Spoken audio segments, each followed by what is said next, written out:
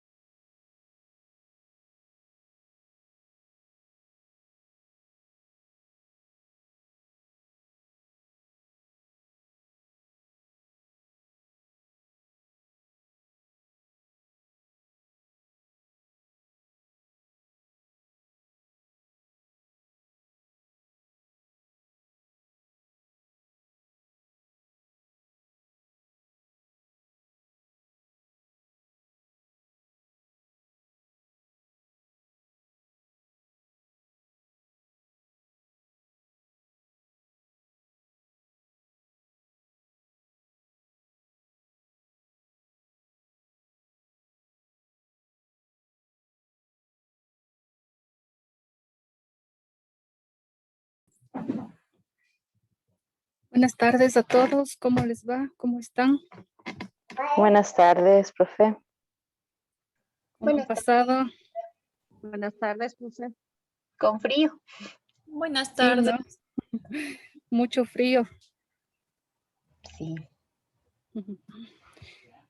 Bueno, esperamos estos 5 minutitos hasta que se conecten la mayoría, pero bueno, ya vamos a empezar porque ya están 10 estudiantes.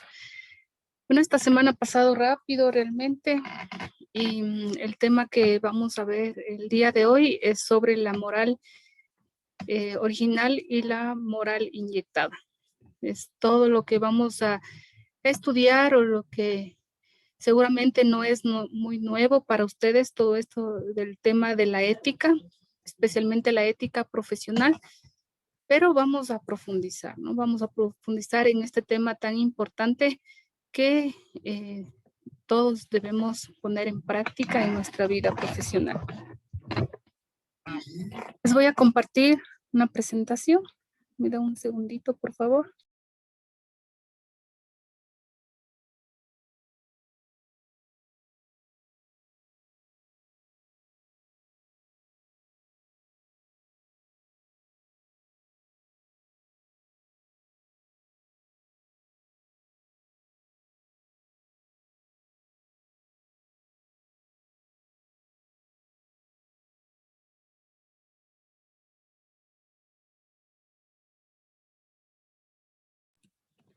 Listo, entonces el tema, como les decía, es la moral orgánica y la moral inyectada, que corresponde a toda la parte ética, ¿no? Entonces, ¿qué es para ustedes la ética? Me gustaría primero escucharles del concepto que cada uno o que tenemos como profesionales sobre la ética o sobre la moral, o la diferencia entre las dos, por favor. ¿Quién quiere participar?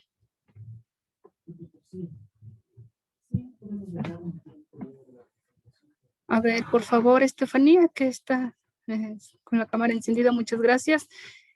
¿Qué dice Estefanía? ¿Qué es la moral y qué es la ética? ¿O si hay alguna diferencia entre las dos o será lo mismo? Bueno, ambas suponen un cuestionamiento entre lo que es aceptado y lo que no es aceptado. La ética, según tengo entendido, siempre llego a esa confusión. La ética es personal y la moral viene dada de externa, o sea, de la sociedad. Y vendría a ser eso. Entonces, en la ética profesional vendría a ser un buen ejercicio de nuestra profesión, buena ética como psicólogos. Y como vamos a incursionar eso de una vez, no sé si es que, como pregunta, ¿no? Después de responder. Nosotros tenemos en el contexto ecuatoriano un código de ética como psicólogos.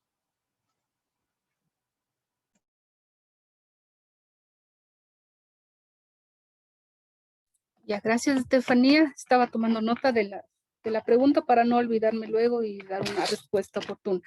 Entonces, así es, Estefanía, ¿no? Como nos dice, puede ser que la ética tenga un componente más personal y la moral un componente más colectivo, ¿no? Pero ya vamos a ver si en verdad es así o cuál realmente es esta diferencia.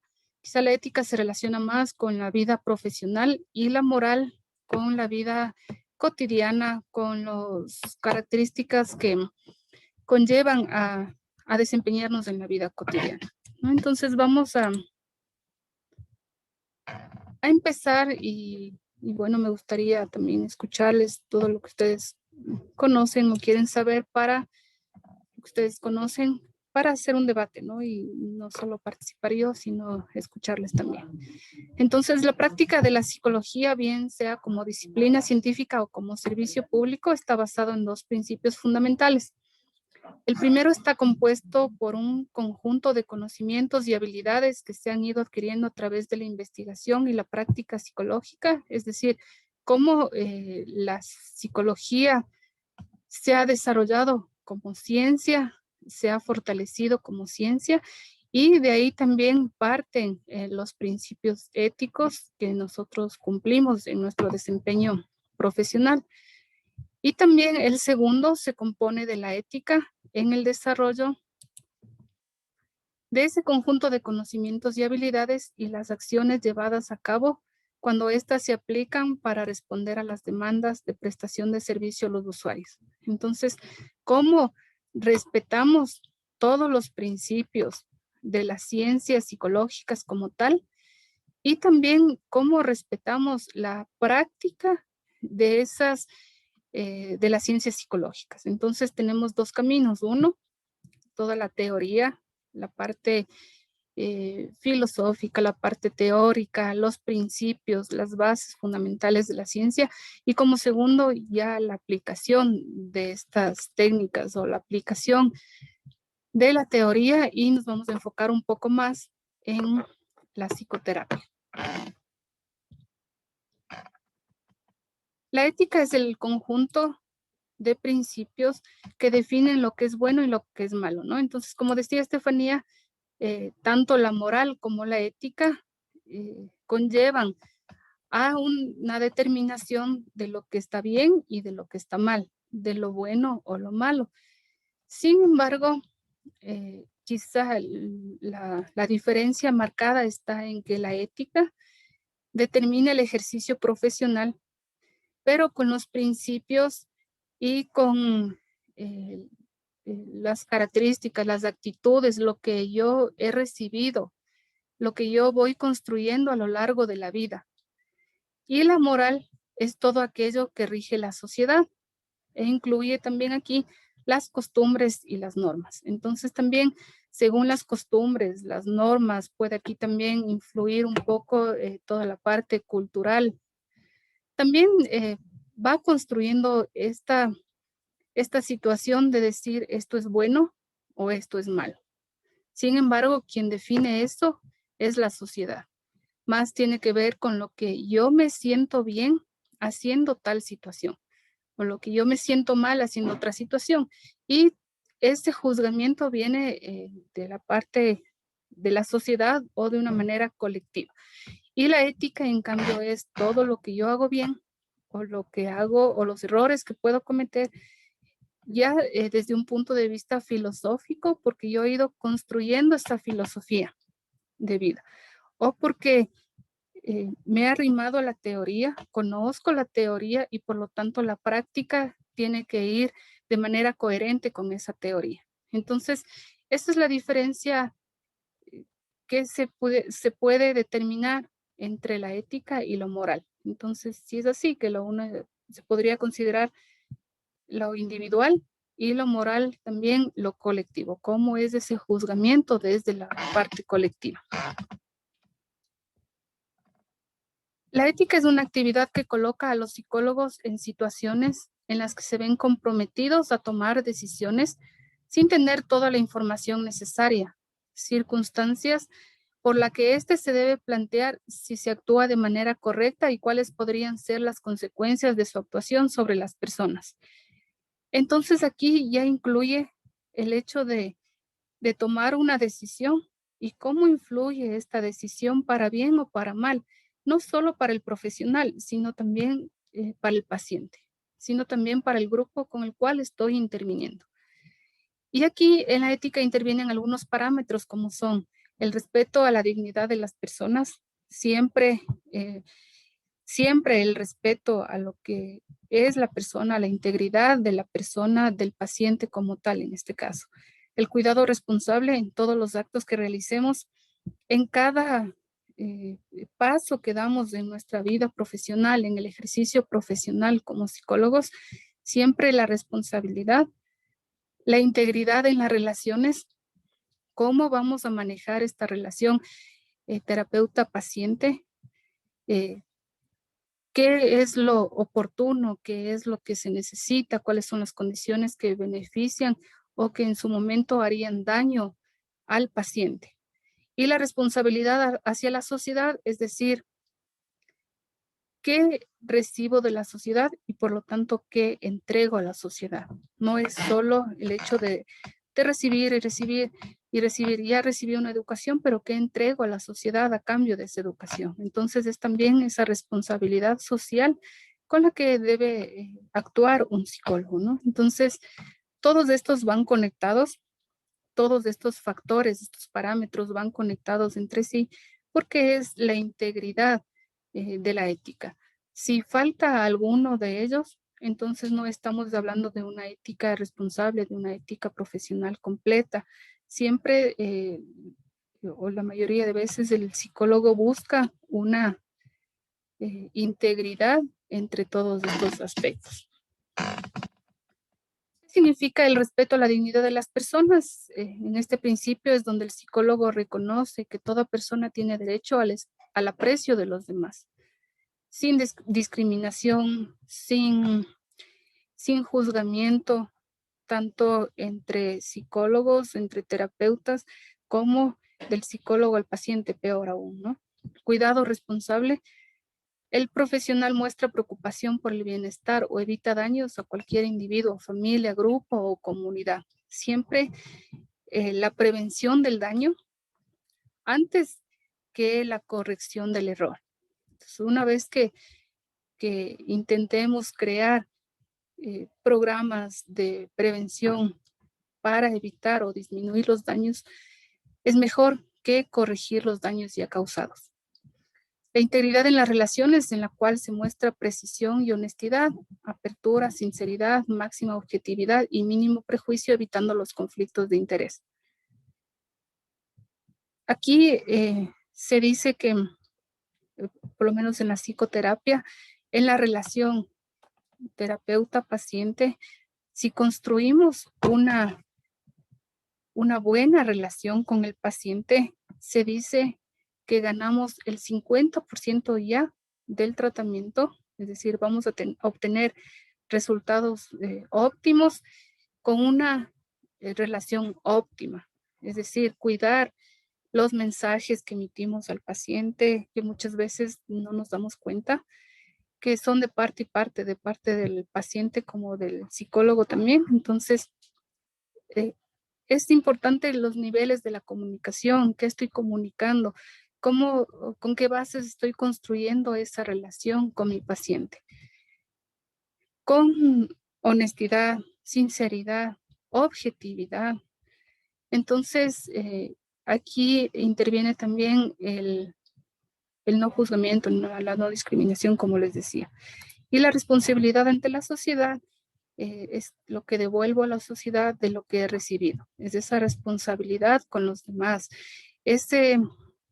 Lo que cubre a la profesión del psicólogo, que es la ayuda, la entrega al otro, sin esperar mucho a cambio, ¿no? Entonces, como la prioridad del psicólogo es la ayuda al ser humano. Es lo que estoy devolviendo a la sociedad. Y existen códigos de ética. Y aquí entra lo que nos preguntaba su compañera también.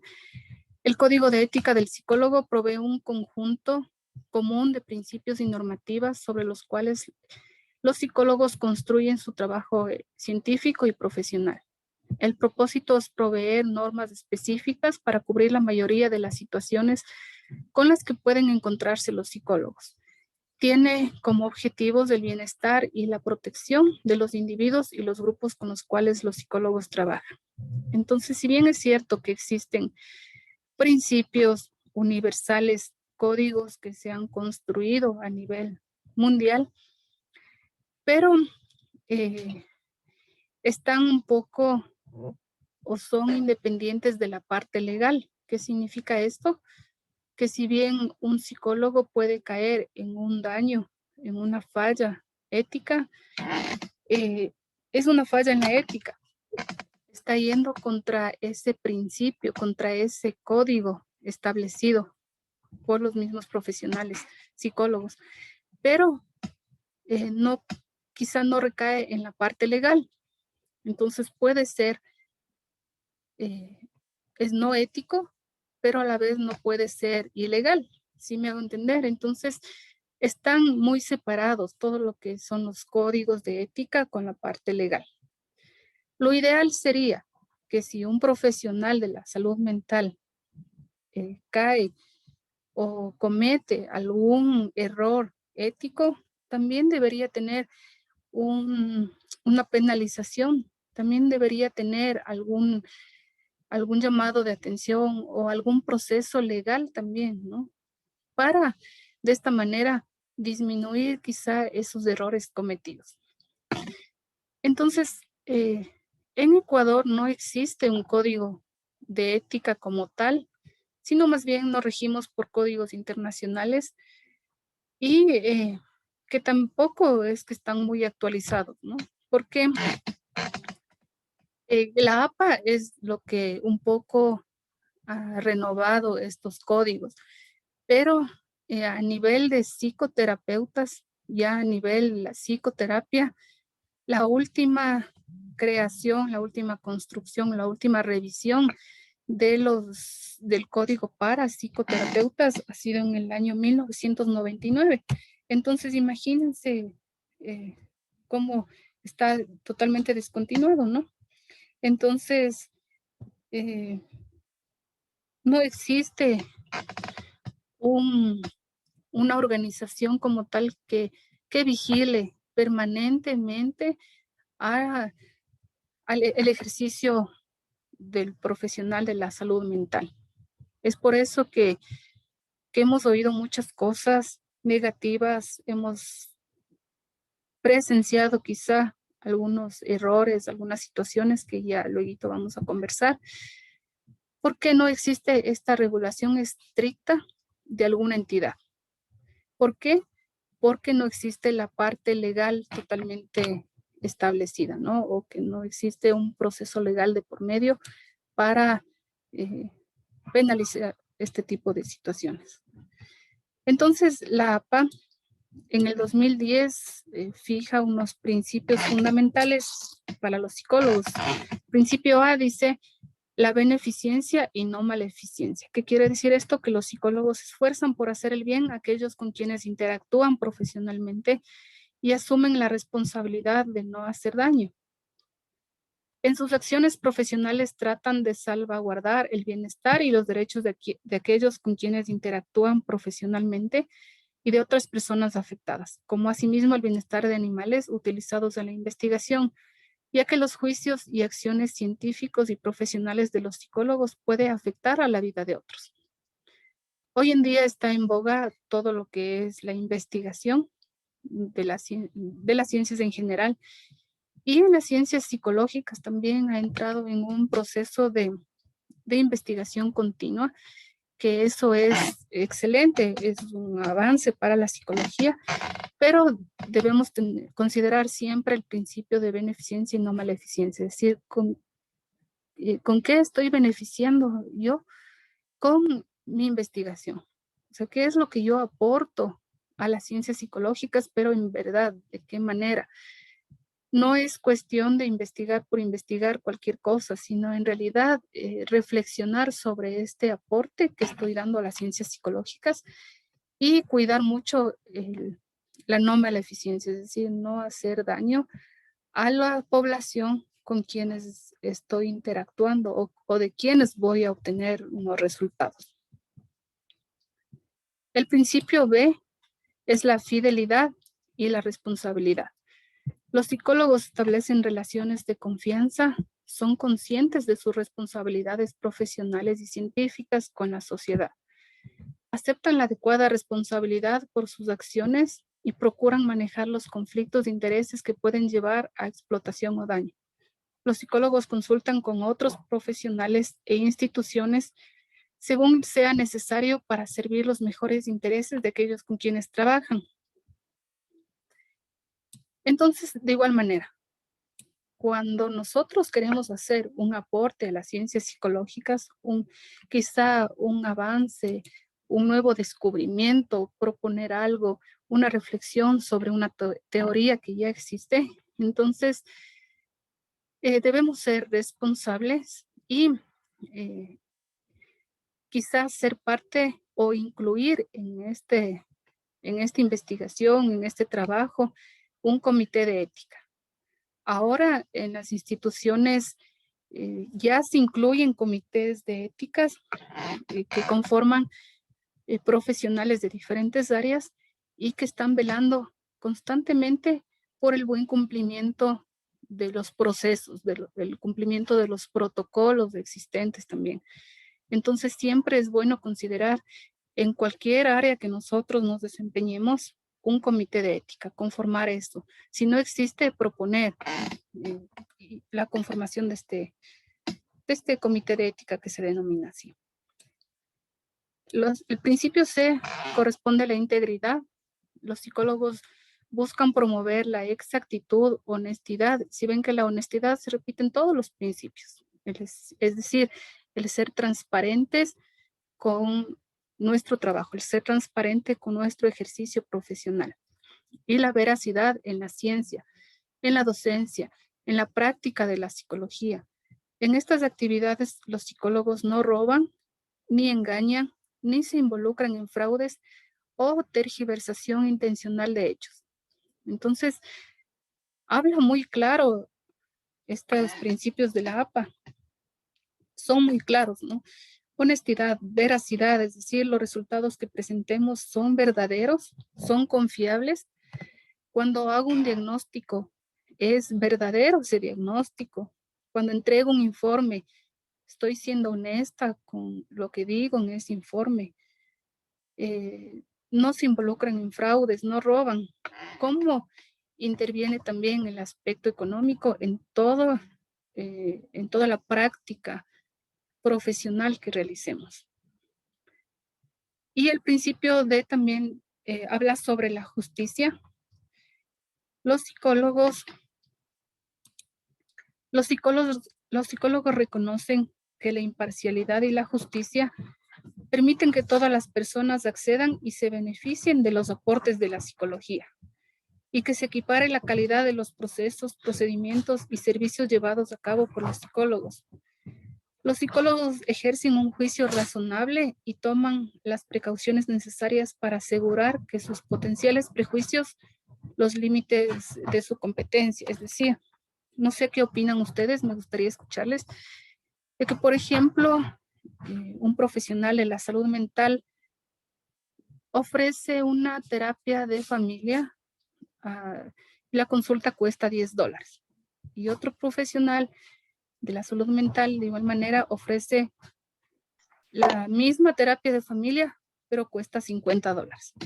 No sé qué opinan ustedes de eso, cómo es la competencia también aquí, ¿no? Es importante considerar también la competencia, pero ¿qué pasa si nosotros marcamos un distanciamiento así?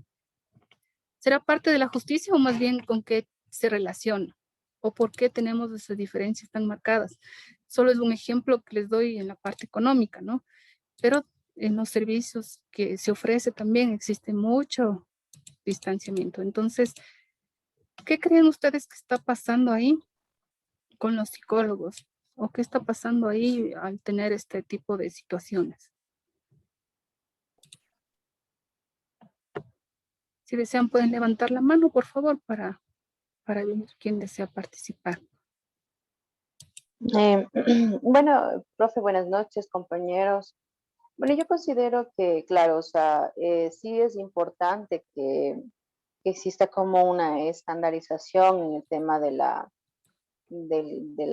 valor, de la inversión que se le dé al paciente, sin caer en esta situación de tratar de un poco como quizás eh, sobrevalorar eh, eh, demasiado, que existe una brecha entre un profesional y el otro. También considero que depende también la preparación del profesional, porque hay personas hay profesionales psicólogos, yo conozco algunos que tienen formaciones, maestrías, prácticas, entonces también es como la experticia del profesional, porque hay psicólogos recién graduados que están brindándose psicoterapia aparentemente. Hay psicólogos universitarios que han terminado, que ya se han graduado en enero y se han montado ya su consulta psicológica. Entonces, ¿cuáles van a ser las respuestas que estos psicólogos también van a dar? Entonces, creo que también es en base a la responsabilidad de cada uno de los psicólogos el poder formarse, actualizarse y generar y ver técnicas las más acuerdas como para cada paciente. Entonces, considero que también debe ir por ahí la inversión de cada uno de los profesionales. Muy bien, muchas gracias por su comentario. Es así, ¿no? Entonces, Amparo nos dice que debería esta regularización depender de la formación, de la experiencia, de la preparación que tiene el psicólogo, porque la población, la gente, los pacientes, quienes necesitan, quienes buscan ayuda, ¿qué respuestas van a recibir? Muchas veces pueden generalizar a los psicólogos y decir, no, todos los psicólogos están haciendo esto, pero eso es parte de la ética también, ¿no? Y de la responsabilidad social que cada uno tiene como parte de su ejercicio profesional. Es decir, ¿qué estoy entregando a los demás? ¿Estoy preparado para actuar ante el paciente? ¿Conozco esas técnicas? ¿Conozco ese proceso? Etcétera. Entonces, considerar eso es importante. A ver, Liliana, por favor, le escuchamos.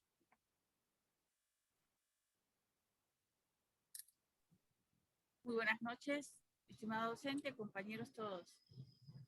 Bien, yo quisiera acotar algo, ¿no? Algo que lo propio lo viví, ya en una ocasión con un psicólogo que es famosito, porque en el sentido de siempre sale en la televisión y todo. Y como teníamos una reunión, ya, de colegas, entonces se habló sobre un tema. Entonces él manifestaba pues que él cobraba tanto, ¿ya? Que él era costoso, pero que con un par de sesiones ya la persona se curaba. Entonces, para mí también eso, digamos, es un proceso, pues no, si uno va a coger un paciente o cliente, ¿ya? Yo creo que hay que respetar el proceso, los tiempos y no hacerlo, qué sé yo, todo acelerado, decir, no, yo en 2, ya, te fuiste. Y también dice, eso sí, yo sí soy bien caro, punto. O sea, ese punto de vista, pues yo no lo acepto, no me agrada, ¿no? Porque veo un poco de egocentrismo. En cambio, pues, por ejemplo, en mi entorno, yo tengo algunas colegas que somos contactos, ¿no? Por ejemplo, ellas me han derivado ciertos casos, o yo también. Entonces, digamos, ella dice, por ejemplo, mire, yo cobro tanto, Lili, no se vaya a bajar o no va, ya. O la misma situación a veces me sucede con ellas, ¿ya? Pero en cambio, sí observo que yo creo que a veces hay psicólogos que tienen el ego un poco subido y dicen, y hablan de esta situación, o sea, ya ven incluso a la persona, más que como un paciente, lo ven como algo de interés, o sea, si es que tiene mucho dinero, le cobran más. Entonces, ese punto de vista sí no me agrada, o sea, no lo comparto. Pero lo he observado de cerca, yo lo viví. Muy bien, gracias Liliana por compartir esa experiencia tan desagradable, porque es así, ¿no? Muchas veces el ego, la fama, quizá una entrevista en la televisión le aumenta también ese ego. No sé, ¿no? ¿Qué puede estar sucediendo con ese profesional de la salud mental? Y que inclusive llegue a decir que con 2 sesiones el paciente está curado. ¿Cuál es el problema ahí?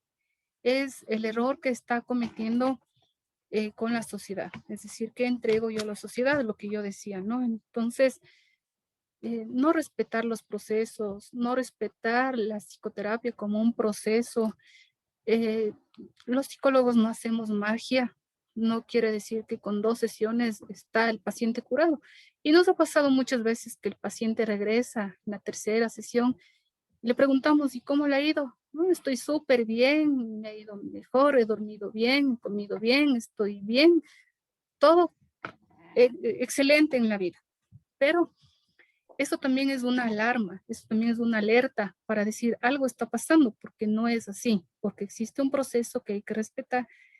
Y al menos para hablar de psicoterapia son mínimo 8 sesiones. Entonces, ¿cómo es posible que alguien ofrezca en 2 sesiones y peor aún a un precio elevado? Pero ¿cuál es el problema también ahí? Que la gente se cree, la gente confía y después vienen las decepciones, ¿no? porque la gente ha confiado. Si le dice que son 2 sesiones, entonces espera esas 2 sesiones, ¿sí? Entonces, considerar también esta situación de no pasar por encima del paciente y ser justo. Si tenemos una tarifa, entonces la misma tarifa para todos. No cobrar por el paciente, sino la misma tarifa en toda situación. Por algo ya marcamos una tarifa, ¿sí? Eso también se relaciona con la justicia social. Y el último principio E que marcan es el respeto por los derechos y la dignidad de las personas. Los psicólogos respetan la dignidad y el valor de todas las personas, el derecho a la privacidad, a la confidencialidad y a la autodeterminación de los individuos.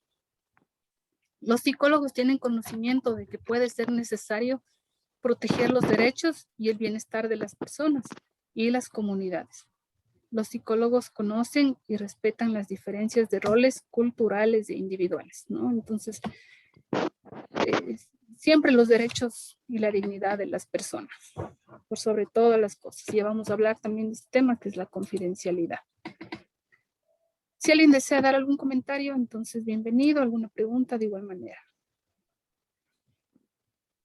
Empezamos con aspectos ya más a detalle. Y, a ver, déjenme ver, alguien tiene el micrófono encendido, por favor, si lo pueden apagar. Gracias. Entonces, empezamos con la formación profesional, todo lo que tiene que ver con la formación profesional. Por ejemplo, ¿no? Esto es un estudio que se realizó en los cuales se tomó algunas percepciones, comentarios de la población sobre los profesionales de la salud mental. Y dicen que los padres no se queden conformes con el tipo de terapia y con el tiempo que se ocupa. Podemos nosotros marcar a qué población llegamos, o sea, quiénes son nuestros usuarios, a quiénes vamos a intervenir. Y en muchas ocasiones los niños son pacientes, pero que tienen una demanda que está oculta. Es decir, puede salir la demanda, lo que identifican los padres, pero puede haber algo más de fondo. Entonces, tratar también esa situación, no solo quedarnos con lo que el padre dice, con lo que la madre dice, la acompañante dice y mi hijo es malcriado, no sé. Pero si descubrimos que existe algo más de fondo, algo que está oculto, algo que está implícito, entonces también tratar ese tema, planificar la psicoterapia, no actuar de una manera desordenada, sino de una manera planificada con el fin de atender a todos estos aspectos que surgen en la terapia. Entonces es algo muy frecuente que los padres no se queden conformes con el tipo de terapia y con el tiempo que se ocupa. ¿Sí?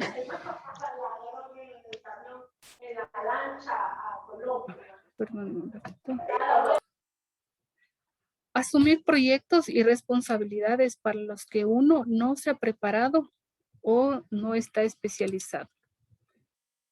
Si bien es cierto que vemos publicidad en la cual los psicólogos ofrecen 20 servicios, 25 servicios, es decir, el psicólogo puede con todo, puede tratar todo, pero ¿será eso en la realidad? ¿Será cierto? ¿Será que yo puedo tratar a un niño con un trastorno del espectro autista? ¿Será que yo puedo tratar a un adulto mayor? ¿Será que yo tengo habilidad con los adolescentes? Entonces, para reconocer para qué estoy preparado y qué es lo que voy a aceptar, a quién voy a recibir. Esto como parte de la preparación que ya nos había dicho su compañera, ¿no? La preparación, la formación que uno tiene y qué pacientes voy a atender. Eso por una parte, la formación. Y segundo, la resonancia que me puede provocar un paciente. ¿Qué significa la resonancia? El identificar qué me puede hacer daño.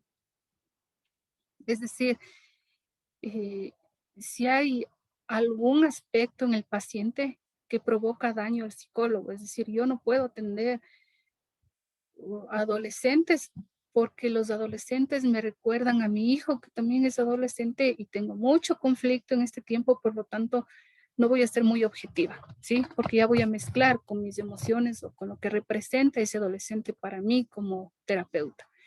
Entonces, cada uno debemos identificar esa resonancia, ese impacto que puede provocar un paciente en mí y derivar a otro profesional o hacer una pausa y atenderlo en otro momento. Porque también es importante el autocuidado del psicólogo, ¿no? Entonces, asumir situaciones para que los que realmente estoy preparado para atender. Considerar a cada sujeto en su individualidad, no solamente como una fórmula o como un caso psicopatológico, sino en una visión integral.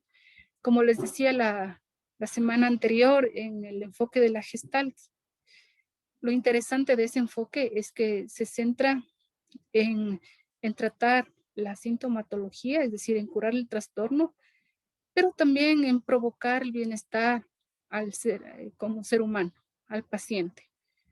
Entonces, no ver al paciente solo como un caso más, como un trastorno más que voy a intervenir, sino una visión integral. ¿Qué más necesita el paciente? Si yo no tengo esa visión integral, también estoy yendo contra la ética profesional. ¿Sí? Entonces, son situaciones que no dice el código, no te dice debe tener una visión, no, sino más bien es por convicción y por crecimiento personal y profesional también, el tener una visión integral del sujeto. Cuando las demandas terapéuticas de los usuarios implican temas legales, por ejemplo, en un caso de aborto, ideación suicida o homicida, cuando existen estas ideas, qué hacer con el paciente, cuando solicitan resultados favorables de una valoración psicológica, por ejemplo, para querer ganar la custodia de un menor. Entonces, muchas veces pueden presentar sobornos, puede presentar algún tipo de conflicto con el psicólogo para que éste dé un dictamen a favor, quizá, ¿no? A favor de quien lo necesite. Entonces, son situaciones delicadas, estos ejemplos que les he puesto. Entonces, ¿qué hacer? ¿A quién vamos a avisar? ¿Cómo actuar? En el tema, cuando ya existen procesos legales, que intervienen procesos legales, ¿no? Entonces, ¿cómo nos mantenemos firmes en nuestro criterio ante un juez? Cuando, por ejemplo, un juez solicita nuestra presencia, cuando un juez solicita la apertura de la historia clínica. Recuerden que la historia clínica es un documento legal, pero único del psicólogo. Entonces, ¿cómo estamos llevando la historia clínica? ¿Estamos llevando de una manera ordenada, desordenada, la custodia de esas historias clínicas, etcétera? ¿Sí? Entonces, estas demandas terapéuticas que muchas veces nos ponen en un conflicto de ver qué decisión tomamos. El aceptar pacientes solo para recibir una remuneración económica, también como el ejemplo que nos decía Liliana, yo le curo en 2 sesiones, pero también cobro bastante, ¿sí? Y aquí se ha escuchado un sinnúmero de situaciones, se ha escuchado que hacen, por ejemplo, eh, retiros de un fin de semana. Sé que ingresan el viernes, salen el domingo y salen curados, por ejemplo, de un duelo, no sé, de una situación grave, se curan. Y también que tienen costos elevados. Alguna vez escuché de una persona que decía que murió la madre y que un psicólogo les invitaba. y me pedía permiso, bueno, por alguna situación era una persona. Entonces me decía, tengo que ingresar al retiro el viernes a las 7 de la noche y salgo el domingo a la 1 de la tarde. ¿Y cuánto cobraban? Cobraban como 2.500 por familia. La familia estaban 3, se quedaban 3 en la familia. ¿Y qué ofrecen? Que curaban el duelo en 2 noches prácticamente, en un día y parte del viernes, ¿sí? Y la gente paga, ¿sí? La gente paga y la gente quizás se convence de que va a ser así. Pero ¿cuál es la situación aquí? Por esa falla en la ética, en los principios éticos, en los principios, en la ética, ¿no? De la profesión, es que luego puede haber un efecto rebote de eso. O sea, ese duelo puede salir después de cualquier otra manera y no se procesa, no se cura. Es que en realidad no se va a curar en un día. Pero es lo que se vende, es lo que quizá interesa a algunos profesionales, únicamente la remuneración económica, ¿sí? Vender resultados de pruebas psicométricas. No sé si ustedes han escuchado alguna situación en cuanto a esto, a las pruebas, a los resultados de algún test que se aplica con alguna finalidad. Entonces se empiezan a vender estos resultados. Imagínense qué grave el hecho de maquillar, el hecho de mover algún número, de cambiar algún número si es un test objetivo y entregar un resultado diferente. O porque es mi amigo, entonces mejor tengo que subirle el nivel para que le acepten en un trabajo. ¿Sí? Entonces, hay situaciones así que solicitan evaluaciones más a nivel laboral y que por este motivo se puede presentar este tipo de situaciones. Como es mi amiga, entonces le voy a dar un certificado en el cual diga que la evaluación está excelente y por lo tanto le acepten en el trabajo. Una falla grave en la formación profesional. Si tienen algún ejemplo que deseen compartir, por favor, en cuanto a la formación profesional. Bueno, yo una vez fui a dar una prueba para esto de los cargos, era en el municipio de Quito, y era una prueba para psicólogos. Entonces, bueno, nos encontramos con amigos de la universidad, éramos compañeros de curso. Entonces, cuando fuimos, ya dimos la prueba, todo, y en los resultados, pues eran preguntas básicas. Eran así, por ejemplo, si la menorrea formaba parte de la anorexia, por ejemplo. Entonces era obvia la respuesta, ¿no? Y habían modificado las preguntas, yo no sé, pero claro, teníamos 3 errores, incluso en preguntas que nosotros habíamos respondido bien y estaban cambiadas las respuestas. Entonces, claro, como todos comentamos, éramos 4 personas, anularon la prueba, pero lamentablemente esto se ve mucho en los casos públicos, que siempre ya está ese puesto para alguien. Entonces, como lo comentaba con esto de las pruebas, de las valoraciones, también en la policía, en la FAE, por ejemplo, también se ven muchos casos de corrupción. Yo hice prácticas en la FAE y se ve bastante, entonces es difícil controlar eso, pero bueno, mientras uno se haga bien, pues al menos uno que cambia eso, ¿no? Pero sí se ve bastante aquí. Así es, muchas gracias Gisela por compartir eso. Y eso se ve a diario también, ¿no? Es muy frecuente en estos procesos de selección de personal sobre todo, y también para el ingreso a las Fuerzas Armadas, para el ingreso a la policía. Se ha visto que venden las respuestas, que venden los cuestionarios desarrollados o para algún proceso de selección de personal, más que nada. Entonces, imagínense caer en eso, de vender eso, si es para construir un test, es un proceso largo el que se sigue. No es un test que se coge del internet, que se baja del internet, cualquier test, sino es un documento científico, es un test científico. Y todo eso no importa sino es ese interés más económico, ¿no? Son ejemplos muy claros. O también, no sé si ustedes escucharon en algún momento en el Consejo de la Judicatura, en la Fiscalía, se solicitaba para ocupar puestos importantes, se solicitaba un informe, un documento en el cual que diga que tal persona no tiene o si presenta alguna patología. Era un test muy especializado, porque era una evaluación larga la que se debía hacer.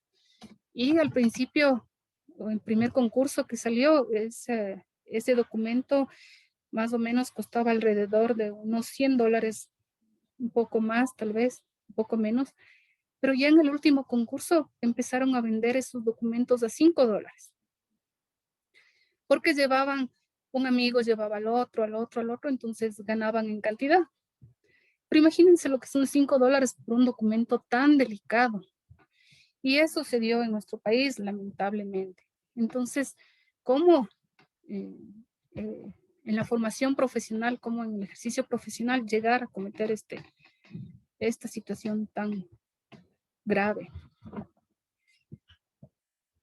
Luego vamos con la confidencialidad, que es otro aspecto también importante, que es el manejo confidencial de la información.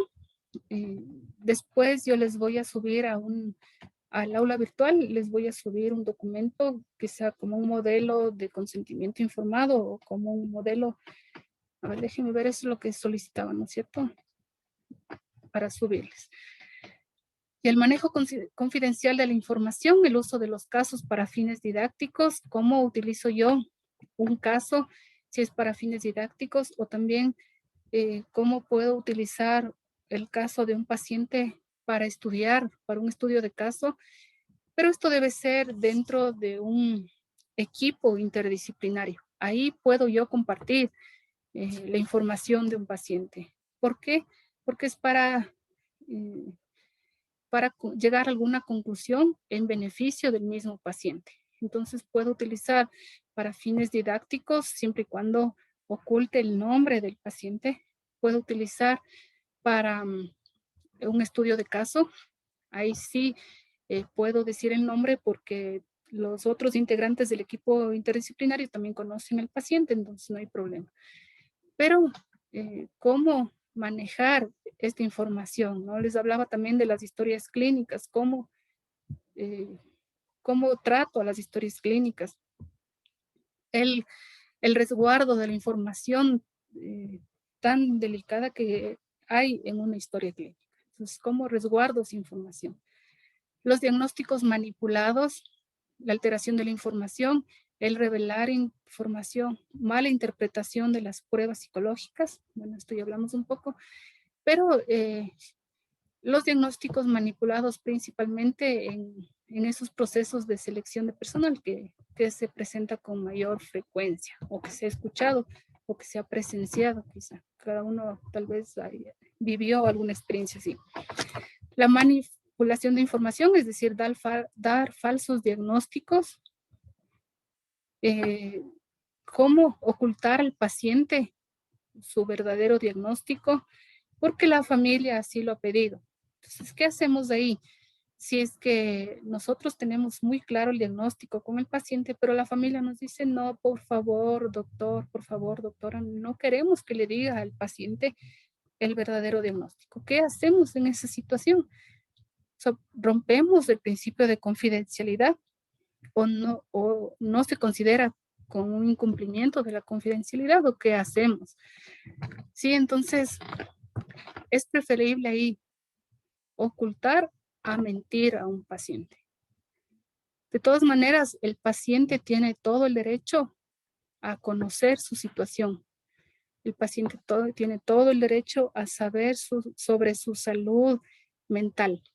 Entonces, también es una encrucijada en la que quedamos y tomar una decisión.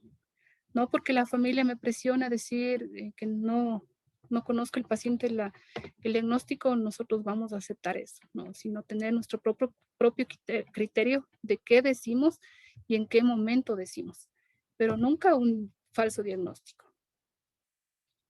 La desacreditación, romper el secreto profesional cuando la vida de alguien está en riesgo. Es decir, tengo que hablar cuando existe maltrato infantil, tengo que hablar cuando existe una idea de homicidio, tengo que hablar cuando existe una idea suicida. Eso no es negociable. Entonces, ¿cómo? Ahí no sería romper la confidencialidad, sino más bien resguardar también la integridad del paciente o la integridad de quienes le rodean al paciente. En eso no hay negociación, en eso hay que hablar inmediatamente. ¿Sí? Y ahora vamos a hablar de la ética y la psicoterapia. Lo que hablamos antes eran los principios generales del ejercicio profesional del psicólogo, pero ahora nos vamos a centrar ya en la ética y la psicoterapia. La psicoterapia es o debe ser hoy una disciplina fundamentalmente tecnológica que debe desarrollarse tanto a nivel científico, es decir, en la investigación sobre sí misma y sobre su eficacia y eficiencia, como a nivel tecnológico también en la investigación sobre sus procedimientos, a nivel pragmático, procedimientos y recursos que utilicemos. Pero en cualquier especialización, con quien quiera que trabajemos desde la psicoterapia, no olvidemos la empatía, la actitud frente al cambio y la sensibilidad. Como les decía, siempre nuestra actitud de servicio a los demás, nuestra actitud de ayuda a los demás, que ese es el principio fundamental de nuestra profesión. Y hay 3 niveles en los cuales la ética se aplica en las técnicas psicoterapéuticas. Porque al hablar de psicoterapia ya hablamos también de técnicas específicas de la psicoterapia. En el nivel 1 está la existencial, que incluye los valores y contextos culturales, ideológicos, políticos, etc.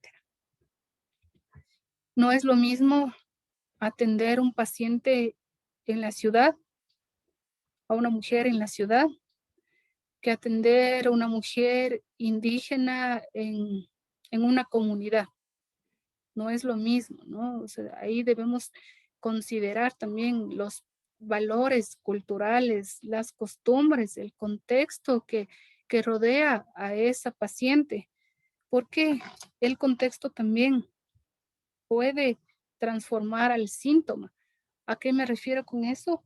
A que el síntoma no se presenta de la misma manera con la mujer, que les digo, en la ciudad, con la mujer indígena en el campo, porque es otra percepción de la vida, es otro entorno que rodea a esta paciente. Entonces, tomar en cuenta mucho esos principios existenciales del paciente. ¿Qué ideología tiene? ¿Qué principios tiene? ¿Qué costumbres? ¿Qué cultura? ¿Qué hereda de su familia? ¿Qué le ha enseñado su familia? Etcétera, ¿no? Entonces, considerar mucho eso, que puede ser muy diferentes a los que nosotros tenemos, a los que nosotros vivimos. En el nivel 2 está la parte jurídica, es decir, incluye las reglas y las normas legales. Aquí existen normas legales que deben ser cumplidas siempre.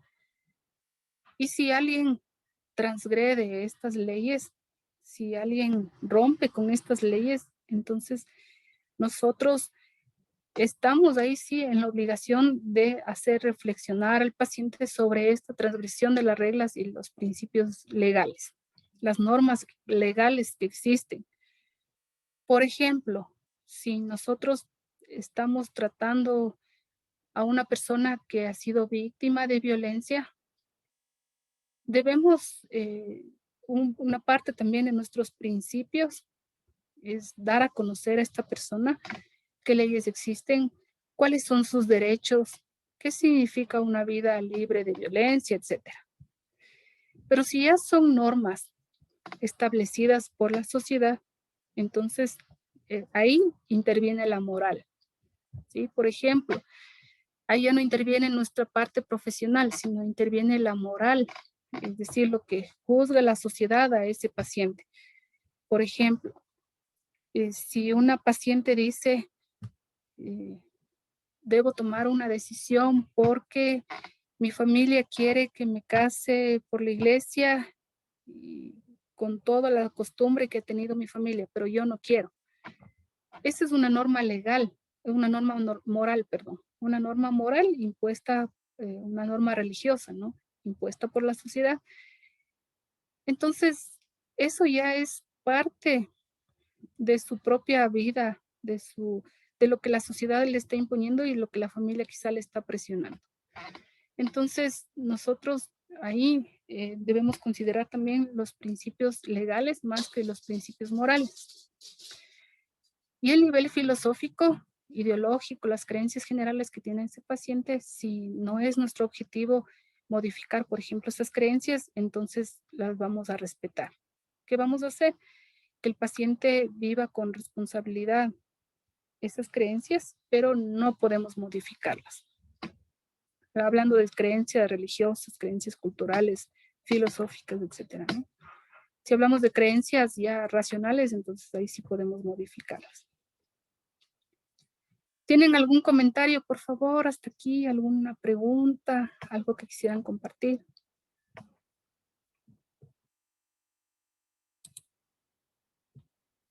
No.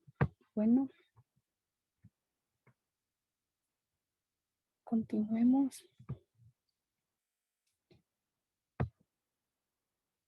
Entonces aquí también hay otro tema de discusión muy importante que es considerar a la psicoterapia como ciencia. Vemos en la sociedad que ofrecen muchos tratamientos psicológicos, entre comillas, pero que no tienen ningún fundamento científico. Hemos escuchado de prácticas que no se pegan a la teoría, que no han sido producto de una experimentación rigurosa, que no existen evidencias científicas, que no existe el método científico, por lo tanto no se considera parte de las ciencias psicológicas, pero está invadiendo la sociedad esa publicidad o esos servicios que ofrecen los psicólogos y lamentablemente, como les digo, la gente puede creer en ellos. Ejemplo, el coaching es un ejemplo que está de moda, pero no tiene ningún fundamento científico fuerte. Sí, puede ser que esté en descubrimiento, puede ser que esté desarrollando esos principios éticos, pero está de moda. Entonces, ¿qué hace la gente? Acude a estos procesos de coaching. ¿Cuál es la diferencia con la psicoterapia? Que la psicoterapia utiliza el método científico, que la psicoterapia es un proceso, que la psicoterapia actúa desde la raíz del síntoma, desde la raíz del trastorno. ¿Qué hace el coaching? Es un ejemplo, ¿no? Si alguien practica está bien, pero le estoy haciendo una comparación con la psicoterapia. ¿Y qué hace un coach? Que un coach puede ser un abogado, un coach puede ser un economista que siguió un curso de 3 meses y está haciendo esos procesos con la gente. ¿Y qué hace? Trabaja con lo que está a la luz. Es como tapar la llaga con un dedo. Es como tratar la parte superficial, pero no trata lo más profundo. ¿Y qué pasa ahí? Los daños pueden ser peores, ¿sí? Porque puede existir un rebrote del síntoma y las consecuencias pueden ser peores. Entonces, esa es la diferencia. Entonces, ¿cómo nosotros arrimarnos al método científico? ¿Cómo nosotros tenemos que arrimarnos a la teoría, a la experimentación, a las evidencias científicas que existen de tal técnica, que existen de tal enfoque, que existen de tal teoría? ¿Sí? Entonces, también es parte de la ética en la psicoterapia. Otro punto importante es el estar al día en los avances de la psicoterapia. ¿Qué avances existen? ¿Qué estudios se han realizado? ¿Qué estudios voy a realizar yo? ¿Cómo me actualizo? ¿Cómo sigo desarrollando un estudio? ¿Cómo me preparo? ¿Cómo es mi formación como profesional de la salud mental y estar al día en los avances, ¿no? Principalmente de la psicoterapia, como ustedes lo están haciendo en esta formación. Para conocer las técnicas, para conocer los procedimientos, como les decía antes, si desconozco una técnica, no la aplico, porque puedo provocar un daño al paciente. Entonces, ¿cómo me lanzo a realizar hipnosis si no conozco nada de la hipnosis? ¿Cómo realizo hipnosis en un paciente si seguí un curso de 3 días intensivos? Sí, entonces, reflexionar sobre eso, ¿no? ¿Cómo es mi formación para atender a tal situación? Hay situaciones más delicadas que otras, hay situaciones que sí las podemos atender o resolver, pero considerar eso. Respetar criterios morales y religiosos del paciente, bueno, eso creo que todos sabemos desde siempre cómo es el respeto hacia esto, ¿no? En familia y pareja, controlar la imparcialidad. Si estoy interviniendo en una pareja, ¿cómo soy imparcial con los dos? ¿Cómo respetar lo que dice el uno, lo que dice el otro? Siempre considerar que es importante lo que cada uno dice. Entonces, mantener esa imparcialidad, no hacer un sesgo porque me cae bien el uno o el otro, por género o por cualquier situación, sino ser muy imparcial en una terapia de familia y una terapia de pareja. La psicoterapia tiene un principio y tiene un fin. ¿Qué quiere decir eso? Que existe un tiempo, ¿no? Les hablaba yo de una psicoterapia breve de 8 o más sesiones. Si es que nosotros hacemos menos de 8 sesiones, ya no es psicoterapia, ya es un asesoramiento o es una orientación, pero no psicoterapia. Entonces, debemos considerar eso como un inicio. Hola, Pero buenas también, noches. Hola, hola Wilmer, buenas le noches. escuchamos. Les saluda Wilmer, sí. Bueno, pido disculpas porque la semana pasada no pude asistir de manera así virtual, pero sí vi el video, ¿no? No tengo una inquietud, ¿no? ¿Qué pasa si de pronto uno está en un proceso y de pronto el paciente abandona por algo emotivo? De pronto la tercera, la cuarta sesión. Ya no vendría a ser entonces un proceso psicoterapéutico, ¿verdad? Sería un proceso psicoterapéutico inconcluso, sería una psicoterapia inconclusa, pero el psicólogo ya planificó. Recuerden que siempre debemos tener un plan para no improvisar. Entonces, ya planificó 8 o más sesiones, dependiendo cómo sea el progreso de ese paciente. Lo importante ahí es que en cada sesión hagamos un cierre con el paciente, porque no sabemos si va a volver la siguiente sesión. No tenemos esa seguridad con ningún paciente. Entonces, siempre al finalizar la sesión en psicoterapia se realiza un cierre, ¿sí? Es decir, cerrar todas esas emociones que surgieron en la sesión, cerrar todos esos sentimientos, cerrar todo ese proceso que salió a la luz y no dejar inconcluso. Entonces, hacemos el cierre y se considera como una psicoterapia inconclusa, pero nuestra planificación ya fue para psicoterapia, ¿sí?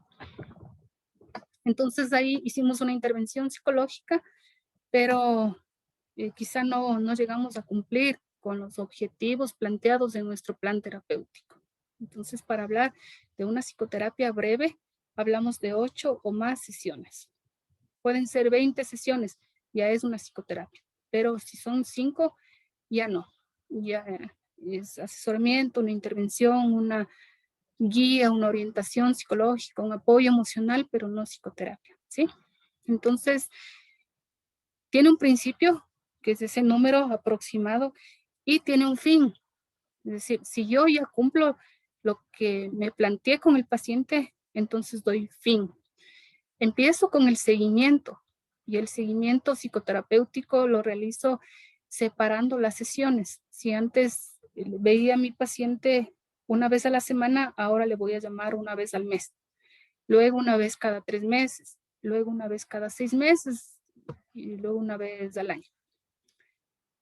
Y en este seguimiento, o sea, no podemos extender el tiempo porque sí, por cualquier motivo, no podemos extender el tiempo. Si ya finalizamos, si ya cumplimos nuestros objetivos, cerrar ese proceso. Ahora también es importante aquí decir que muchas veces concluimos la terapia y el paciente queda como nuestro amigo. El paciente se convierte en nuestro amigo. ¿Será oportuno eso o no? Sí. Si ya fue nuestro paciente, ¿podrá ser nuestro amigo? Entonces reflexionar sobre eso, ¿no? Yo considero que si un paciente fue mi paciente, ya no es mi amigo, porque ya se construyó otro tipo de relación entre los dos, ¿sí? Entonces, la psicoterapia tiene un principio y un fin.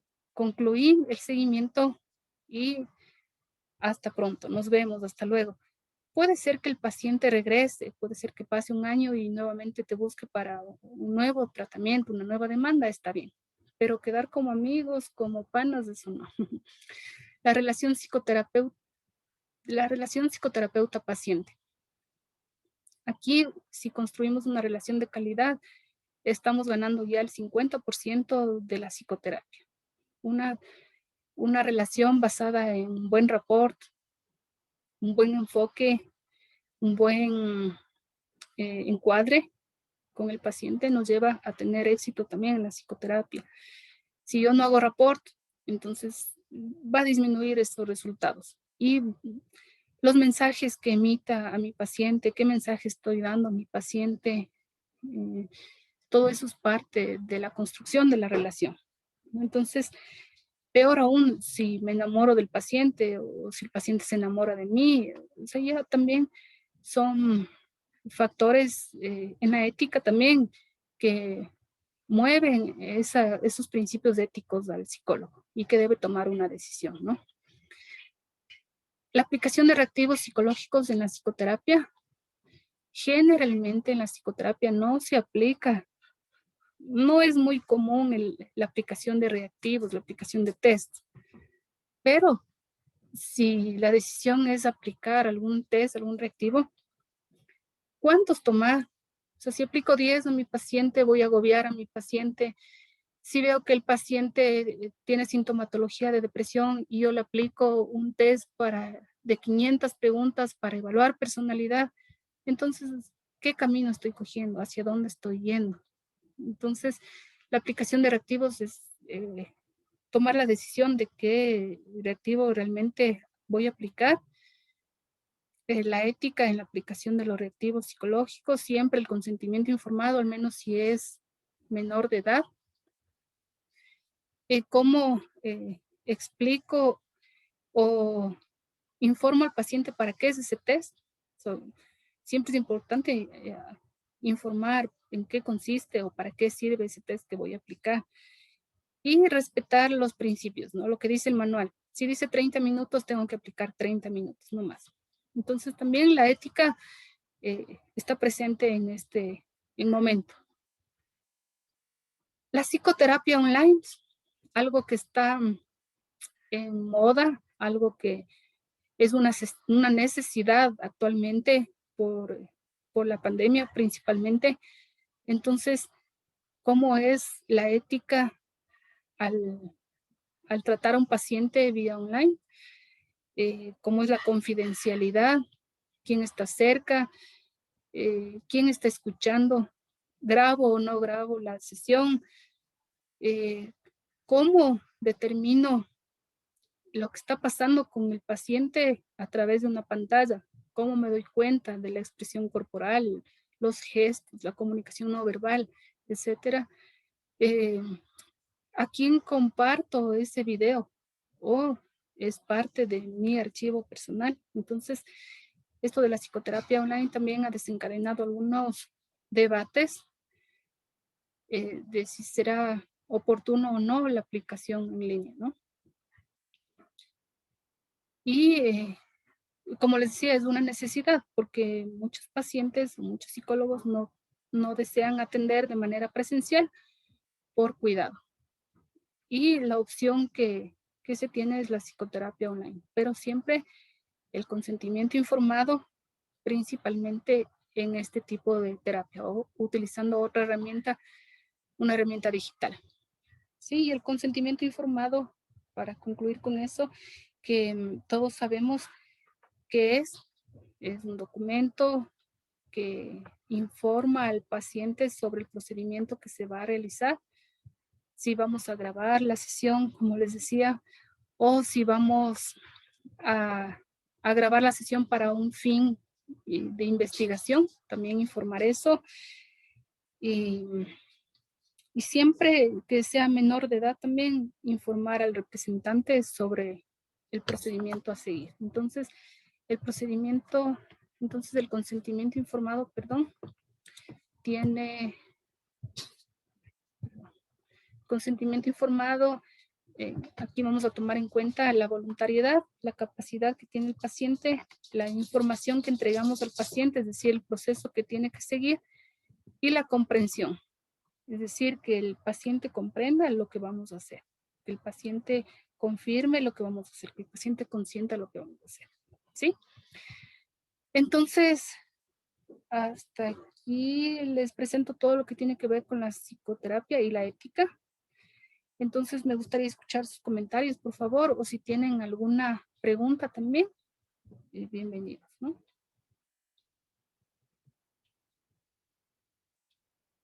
Voy a dejar de presentar para...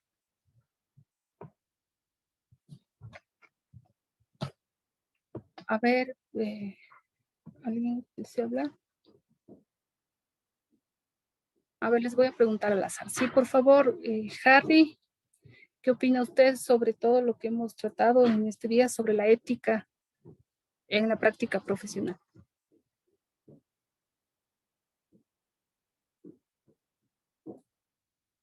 ¿No? Parece que tiene algún problema. Por favor, Jennifer.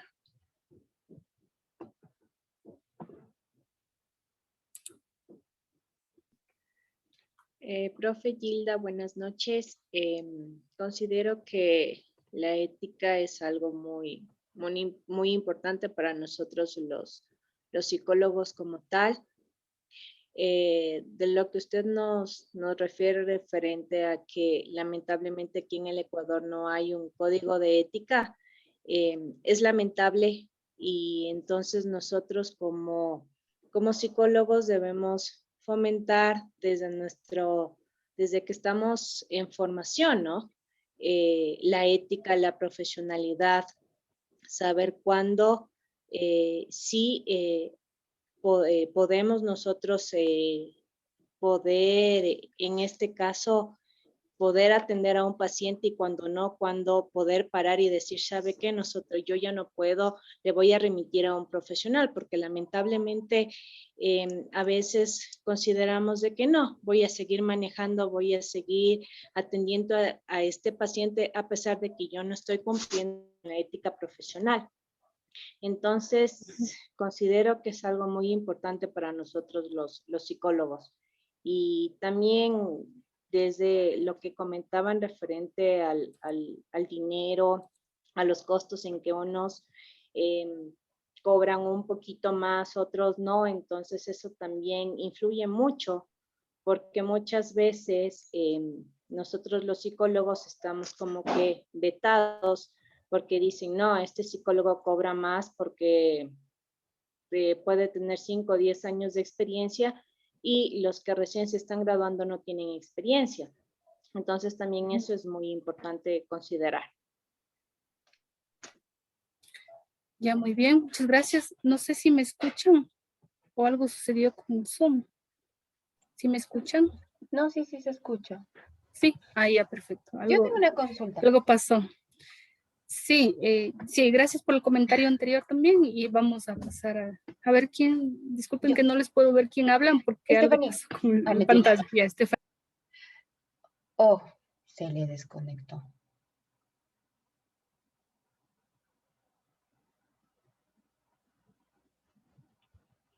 Changos.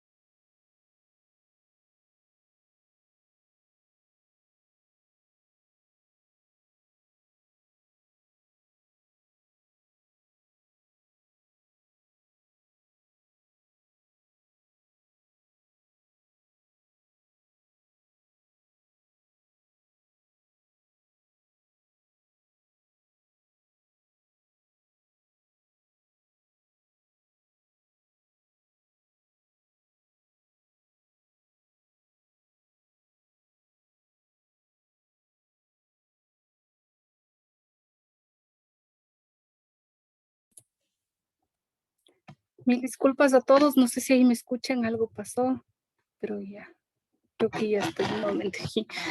A ver, Estefanía, tenía una pregunta, algo quería decir, por favor. Sí, justito. Mil Ya. disculpas si suena, mi perrita se puso un poquito alocada y por allá de ladrar. Entonces, mi pregunta era si alguno de tanto Gilda como los compañeros han escuchado de un caso de algún psicólogo, porque como estamos hablando de ética, que se haya llegado a un juicio por mala praxis, como sí lo podemos ver en los médicos. No, realmente no he escuchado, Estefanía, y lo que les decía, no puede ser que alguien cometa un acto contra la ética, pero lamentablemente no existe una penalización o un proceso legal que acompañe o una sanción que, que se realice desde la parte legal, porque eso sería bueno, ¿no? Que exista algún proceso legal o que vayan de la mano lo no ético con lo ilegal y que exista alguna sanción. Es por eso que no existe un control, no existe una permanente vigilia ante la práctica del psicólogo. Entonces, eso sí es lamentable. Pero no sé si alguien conoce de esta parte legal, no sé qué, si nos pueden compartir. Que yo no he escuchado realmente. O sea, no específicamente con solamente el área de psicología, pero por ejemplo, cuando un profesional del sistema de protección de derechos conoce del caso, por ejemplo, alguna vulneración en el tema de abuso sexual y no pone en conocimiento de las autoridades, la persona sí puede ser sancionada por no poner en consideración. Entonces, esto es en el contexto de psicólogos, psicólogas, trabajadores sociales, todas las personas que trabajan en el área de intervención social. Entonces, por ejemplo, sí existe esto parametrizado en el tema de la cuestión legal. Muy bien, gracias por darnos a conocer. Entonces, quizá no exista un riguroso control, como les decía, ¿no? Una rigurosa sanción por parte de lo legal. Porque, por ejemplo, en un médico, como decía Estefanía, si hay una mala práctica médica, tiene algún tipo de sanción legal también, o le retiran la licencia o algo por el estilo. Pero un psicólogo no. En el aspecto en que nos menciona Amparo, en los factores que nos menciona su compañera, al convertirse una persona en cómplice y no avisar lo que está presenciando, lo que conoce, entonces de ahí sí, puede ser que sí. Muy bien. ¿Algún otro comentario, por favor?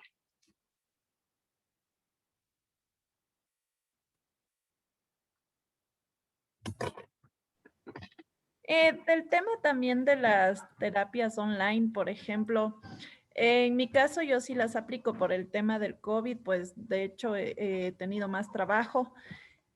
Pero, por ejemplo, hay personas o, bueno, profesionales que creo que no se sienten cómodos y tampoco listos para atender de esta manera, porque, por ejemplo, compañeras mías es como que dicen, no, porque se me hace muy impersonal y cosas así. Entonces, creo que eso ya queda a criterio individual prácticamente como uno puede trabajar. A mí me ha resultado muy bueno y he tenido éxito prácticamente, pero hay otros psicólogos o psicólogas que pues no han hallado la manera de comunicar o se les hace difícil, ¿no?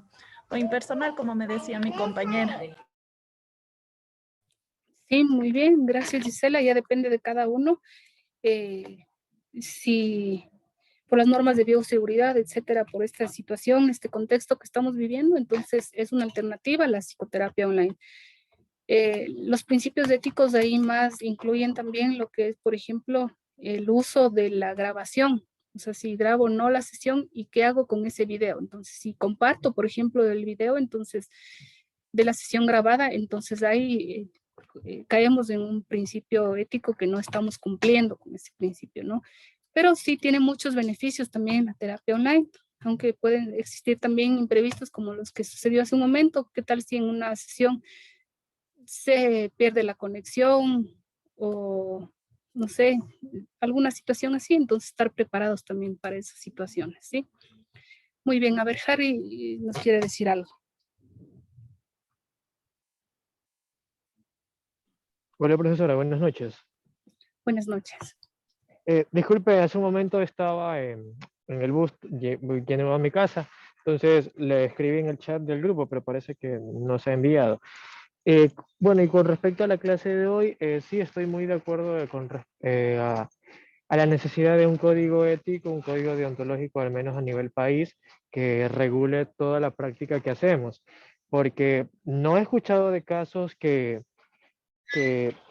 hagan referencia como tal a la mala praxis de psicológica, pero sí he escuchado de menciones de al menos desacuerdos con usuarios que se han quejado de que porque un psicólogo no ha sabido manejar bien un proceso, han generado esta desconfianza hacia el profesional.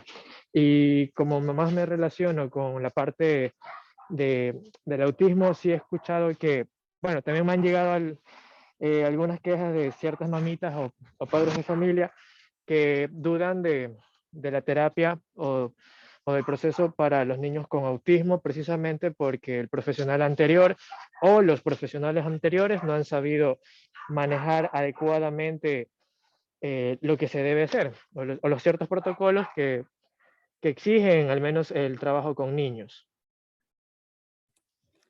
Muchas gracias, Harry. Entonces, imagínense también esa rotación por la que puede pasar un paciente, ¿no? Si llega un psicólogo que no tiene la experticia necesaria para un tipo de situación, entonces es esa rotación que se da y que provoca mucho daño al paciente realmente. Entonces, queda en la reflexión de cada uno cómo lleva cada uno su práctica, cómo tiene incrustado en su vida los principios éticos, no solo como psicólogo, sino en cualquier actividad que se realiza día a día, desde cualquier área, en cualquier lugar en que nos desempeñemos. Entonces, siempre la calidad humana, siempre los principios éticos, siempre el beneficiar al otro más que perjudicar, ¿no? Entonces, siempre que quede esa reflexión y es importante eh, provocar algún debate o ser parte también de una construcción de estos principios éticos, de estos códigos, por lo menos en ideas y luego posiblemente a la práctica. Entonces, eso, queridos estudiantes, queridos colegas, pasando a otro tema, ya para concluir la clase, veo Mi que... estimada, yo escuchaba, por ejemplo, de casos de, bueno, que alguien refería, ¿no? De que conoce casos de que muchos psicólogos profesionales que trabajan en entidades como la fiscalía, por ejemplo, muchas veces se ven tentados al dinero, se ven tentados también a la presión, por ejemplo, de jefe, se ven también tentados, presionados a, qué sé yo, a bandas, a personas, es decir, a personas que lo amenazan, diría, ¿no? Entonces, ahí, ¿cómo se actuaría ahí, por ejemplo? De pronto, en cuanto a dinero, manipulación, hasta ahí puede llegar, pero cuando ya hay presión de que si no te tienes que ir, o si tú no haces eso, te comprometes, es decir, te puedes correr peligro con algún familiar tuyo. ¿Cómo harían ahí para en cuanto a los informes finales que son muy contundentes? Por ejemplo, un informe clínico de un hecho de violencia, por ejemplo, cosas así, cosas delicadas. ¿Cómo se puede, qué sugerencia daría a usted, por ejemplo, como profesional, según su punto de vista? Gracias, Wilmer. Bueno, ahí es muy delicado este tema del trabajo en el área forense por los informes periciales, por ejemplo, que uno tiene que dar, pero siempre es importante mantenerse firme con el criterio que uno ha construido con el paciente, el criterio psicológico y dar ese criterio, emitir ese criterio, poner ese criterio en cualquier lugar. Si existen, por ejemplo, la custodia al profesional, porque son temas delicados. Muchas veces nos podemos involucrar en temas penales o la evaluación a un delincuente, hacer un informe pericial de un delincuente, etcétera, ¿no? Entonces, podemos correr peligro también, pero el criterio no debe cambiar nunca. Es igual que cuando estamos haciendo algún proceso de selección en la parte laboral, no sé, y viene la presión de decir, esta persona tiene que ingresar porque es mi amigo y punto. Y entonces ahí lo que yo siempre digo es mantener el criterio psicológico, el criterio del profesional, porque nos hemos preparado para eso y tener evidencias, las evidencias necesarias para poder defender ese criterio, no más. De ahí existe, por ejemplo, el programa de víctimas y testigos, que también podríamos nosotros, no sé, buscar algún tipo de resguardo en el tema judicial y buscar algún tipo de resguardo, ¿no? Una custodia, algún tipo de protección para nosotros también. Sí, pero el criterio siempre es mantenerlo, mantenerse firme en eso. Eso, entonces, bueno, lo que les quería comentar también es que revisé sus tareas y pocos han sido los que han enviado sus tareas. Por favor, quien falte, tienen hasta hoy, me parece que hasta las 11 de la noche para que suban sus tareas a la plataforma. Sí, recuerden eso. Y para esta semana también hasta el martes 11 de la noche tienen que responder un foro, siempre el foro y la tarea. Entonces van a ver un video, responden el foro y como tarea tienen un cuestionario que responder. Es una tarea más sencilla que la semana anterior. ¿Sí? Entonces, por favor, cumplan con el tiempo indicado esas tareas. ¿Sí? Les agradezco mucho por su participación en este día y nos vemos el próximo martes. Sí, que tengan una linda noche. Me despido. Hasta luego. Hasta luego, profe. Hasta luego, compañeros. Gracias por todo. Gracias.